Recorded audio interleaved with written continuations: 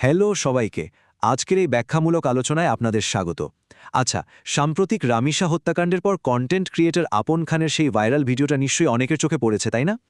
আজকের এই পর্বে আমরা তার সেই অত্যন্ত আবেগঘন আর জোরালো বক্তব্যটা একটু ব্যবচ্ছেদ করে দেখব।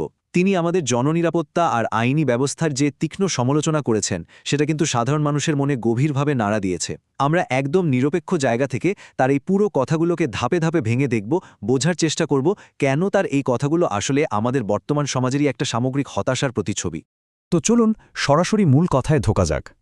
আপন খানের বক্তব্যের একদম মূল সুরটা কিন্তু নিছক কোনো সাধারণ মন্তব্য নয়। এটা আসলে একটা মরিয়া আবেদন। তিনি ঠিক কী বলেছেন? তিনি বলছেন, ওরে এমন সাজা দিবেন যা নেক্সট টাইম আরেকটা ক্রাইম কেউ করার আগে ৩ বার ভাবে। একটু খেয়াল করে দেখুন, তিনি প্রশাসনের কাছে এমন একটা দৃষ্টান্তমূলক শাস্তির দাবি জানাচ্ছেন, যেটা দেখে ভবিষ্যতে যে কোনো অপরাধী রীতিমতো শিউরে উঠবে। এই একটা মাত্র বাক্যের মাধ্যমেই তিনি কিন্তু দেশের আইনি ব্যবস্থার কাছে সাধারণ মানুষের দীর্ঘদিনের জমে থাকা প্রত্যাশাটাকে একেবারে সামনে নিয়ে এসেছেন। কিন্তু প্রশ্ন হল, তিনি এতটা মরিয়া কেন? তার এই ক্ষোভের পেছনের যুক্তিগুলো আসলে কি? এই প্রশ্নের উত্তর খুঁজতে গেলে প্রথমেই আমাদের যে বিষয়টা নিয়ে কথা বলতে হবে তা হল সহানুভূতির অভাব, বা যাকে আমরা বলতে পারি দি এমপ্যাথি গ্যাপ। আপন খান এখানে অত্যন্ত রূঢ় কিন্তু খুব সত্যি একটা কথা বলেছেন। তার ভাষায়, যেদিন নিজের মেয়ের আর নিজের স্ত্রীর সাথে এরকম হবে না, ওদিন বুঝবেন যে আসলে বিষয়টা কত মর্মান্তিক। ভাবুন একবার। তার মতে, একজন নিষ্পাপ শিশুর এমন নিষ্ঠুর পরিণতি দেখেও যেন আমাদের সমাজ ততটা বিচলিত হচ্ছে না, যতক্ষণ না সেই একই ট্র্যাজেডি তাদের নিজেদের ঘরের কারোর সাথে ঘটছে। এটা আসলে আমাদের সমাজের মানুষের একটা অদ্ভুত মানসিক বিচ্ছিন্নতার দিকে আঙুল তোলে। অন্যের ব্যথায় সমবেথী হতে না পারার এই যে ব্যর্থতা, এটাই মূলত ন্যায় বিচারের দাবিকে ভেতর থেকে দুর্বল করে দেয় বলে তিনি মনে করেন।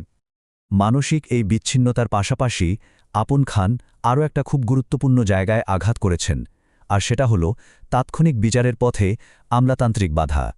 তিনি অত্যন্ত ব্যঙ্গাত্মকভাবে আমাদের আইনি কাঠামোর কিছু নির্দিষ্ট ধাপের কথা তুলে ধরেছেন। ধরুন, অপরাধী যখন নিজের মুখে অপরাধ স্বীকার করে ফেলেছে, বা অপরাধটা যখন একেবারে দিবালোকের মতো স্পষ্ট, তখনও কিন্তু সিস্টেম তার নিজস্ব ধীর গতিতেই চলতে থাকে। এই যে আদালতের রায়, আসামিকে কাঠগড়ায় তোলা, স্বীকারোক্তি নেওয়া, আর সবশেষে ওই তথাকথিত ফর্ম্যালিটি বা আনুষ্ঠানিকতা বজায় রাখা, এই প্রতিটি ধাপ পার হতে যে লম্বা সময় লাগে, তা কিন্তু ভুক্তভোগীর পরিবারের সাথে সাথে সাধারণ মানুষের মনেও প্রচণ্ড যন্ত্রণার সৃষ্টি করে। তার মতে, এই প্রক্রিয়ার ধীরগতি অনেক সময় অপরাধীদের মনে এক ধরনের বিচারহীনতার সাহস জুগিয়ে থাকে। তার মানে দাঁড়াচ্ছে, এখানে সবচেয়ে বড় সংঘাতটা হল আনুষ্ঠানিকতা আর প্রকৃত জবাবদিহিতার মধ্যে। আপন খান বোঝাতে চেয়েছেন যে আমাদের আইনি ব্যবস্থা যেন প্রক্রিয়ার শুদ্ধতা বা এই ফর্ম্যালিটি রক্ষার দিকেই বেশি মনোযোগী, দ্রুত বিচার নিশ্চিত করার ক্ষেত্রে ততটা নয়। আর এই যে দীর্ঘসূত্রিতা,